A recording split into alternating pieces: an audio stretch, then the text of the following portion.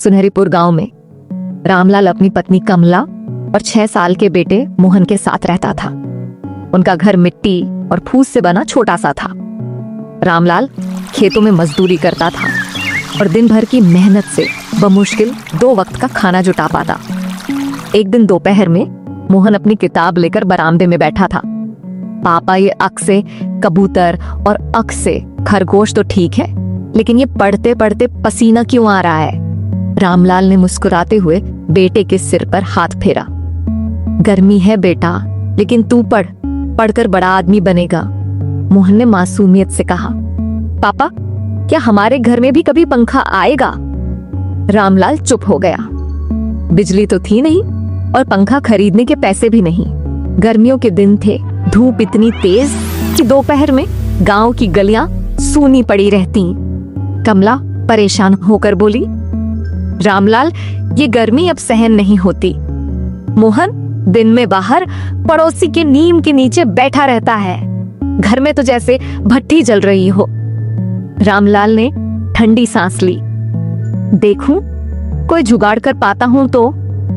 अगले दिन खेत से लौटते समय उसने देखा कि गांव के अमीर ठाकुर साहब के घर के बाहर एक बड़ा कूलर चल रहा है। ठंडी हवा इतनी तेज कि बाहर खड़े होने पर भी राहत मिल रही थी। रामलाल के मन में ख्याल आया, काश हमारे घर में भी ऐसा होता। लेकिन वह जानता था वो कूलर खरीदना उसके बस की बात नहीं। एक शाम गांव के बुजुर्ग फकीरा बाबा उसके घर आए। मोहन को पसीने से तरबतर देख बोले, बेटा रामलाल, तुम्हारे घर की छत पर अगर बेलें चढ़ा दो तो गर्मी आधी हो जाएगी। बेलें मतलब?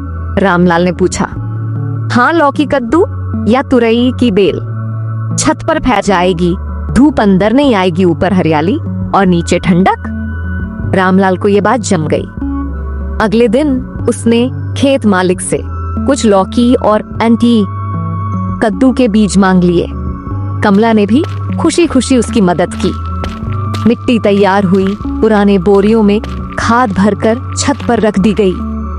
कुछ ही हफ्तों में हरी भरी बेलें छत पर फैलने लगीं कि छांव से दोपहर की धूप घर तक पहुंच ही नहीं पाती। बेलों पर हरी हरी लौकियां लटकने लगीं। अब घर में इतनी ठंडक रहती कि मोहन दिन में भी आराम से पढ़ पाता। कमला खुश थी कि सब्जी के लिए भी अब उसे बाजार नहीं जाना पड़ता। गांव वालों ने जब देखा कि रामलाल के घर में गर्मी में भी ठंडी हवा रहती है तो सब पूछने लगे, अरे भाई, ये जादू कैसे हुआ? रामलाल मुस्कुरा कर कहता, जादू नहीं, बेलों की छांव है।